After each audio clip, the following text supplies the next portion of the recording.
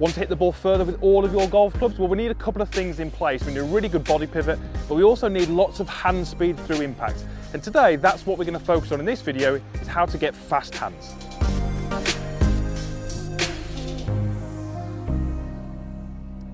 So welcome back to the Forest of Arden. This is the practice tee just to the side of the academy. And in this video, we're talking about hand speed through impact, what you can do to ensure you have fast hands. That's definitely going to way which you can add some distance to your game. Now, if this is one of your first videos you're watching of mine, if you are new to my channel, I would love you to consider subscribing. It is free. I release 3 videos each and every week, helping you play better golf and just enjoying your time a little bit more on the golf course. There is a link down below, and there's also a link at the end of the video if you'd prefer to wait for that one. So first of all, what do we actually mean by fast hands? Well, we really mean the ability to create speed in the club head through what the hands and the arms do. Now, I would like to see a golfer through impact use a really good rotation or pivot of the body, and I would like to see that matched with good hand speed. If we just do one or the other, we're not really going to achieve the most distance that we could. So in this video, we're talking very much about hand speed, but I don't want you to get confused with just doing that without really any body turn. We're not going to cover the body turn, but that would need to be present as well. So let's give you 2 examples of golfers who have fantastic hand speed. Tony Finau, many of you will know or recognise he's got a relatively short swing but incredibly fast club head speed. And someone who's fairly new to the scene, Cameron Champ, the American golfer, absolutely bombs it, just hits it an absolute mile. Again, fantastic body pivot, but also very fast hands down at impact. So the first thing I'm going to do is I'm going to hit you a shot, trying to demonstrate something that I see quite commonly from the golfers that I see at the academy. So I've got my 7-iron here, and this would be fairly typical from an amateur golfer.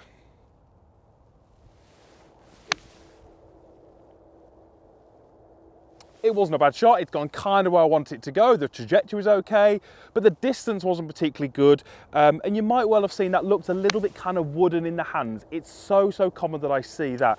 The telltale sign for me there was the follow through position, where you can almost see that the lead forearm and the club shaft are kind of married up. There's not a lot of angle between those two. Now, these golfers are really going to limit how far they can hit the golf ball. And if we can get those golfers to have a little bit more hand speed, we can generally give them a distance that they haven't before been able to tap into. So there's a couple of things that we're going to do in order for us to get this extra speed in the golf club. The first thing we'd have to check is where is that golf club placed in the lead hand. If the golf club is placed very much in the base of the fingers, where we would like it to be, we get the option to create that speed.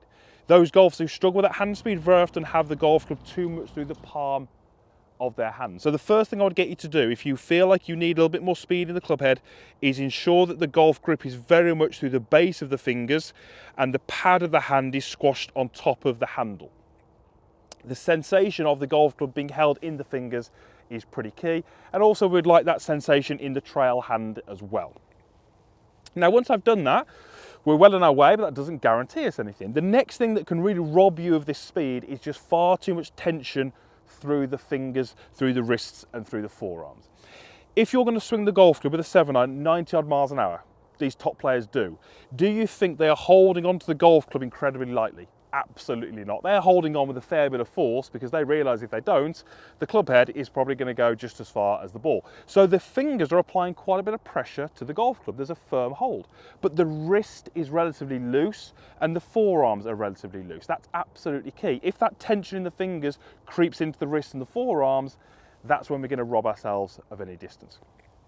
So a little exercise I'd like you to do, and you can do this with both hands. You're going to take one hand off and you're going to just with your lead hand, you're going to just start to move the club head around your body and feeling like as I do that, I start to release the golf club from my hand here. So I'm just starting to create a little bit of a gap here, a little bit of a gap here, and I'm just starting to get that feeling of the club head moving a lot faster than my arm and a lot further than my arm. Again, if I've got that poor hold and that tension, I'm going to find that my arm and the club head are very much traveling at the same speed. I'm not really using my forearms, I'm not really using my wrists. Again, I can do that with a trail hand. I can start to create this movement here, and in that trail hand, we can almost start to make that movement with just the index finger and the thumb. You can see how I'm only holding onto that club with the index finger and the thumb. So I'm really creating some speed in that club head but you'll notice that my arm is never really any point traveling with any speed. Again, if the grip is too tight or placed in the wrong place,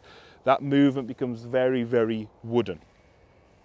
So if we can employ those two things, if we can have great body pivot through the ball, we can have the golf club placed at the correct place in the hands, and we can have a lot more relaxed forearms and wrists through impact, we can start to create some real zip in that golf club. A simple little exercise that you can do, and this is so simple, but I would encourage everyone to do this at home or practice. Take your golf club, flip it round, hold it this end, and try and create as much of a noise as you can with the grip end.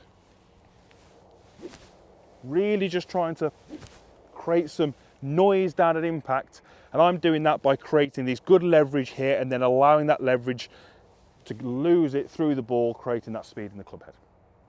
So, fast hands. Lots of golfers have very fast hands. There are a few who don't.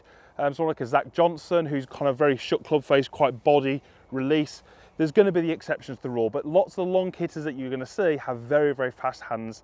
And if we can get you to do a little bit of more of that, I think you're going to find some distance there that you didn't have before. Right, let's go ahead and hit this one. I've only got a 7-iron, but I'm going to try and hit it. I say there is a hole up there, but this is the practice tee, so anywhere into that fairway would be pretty good.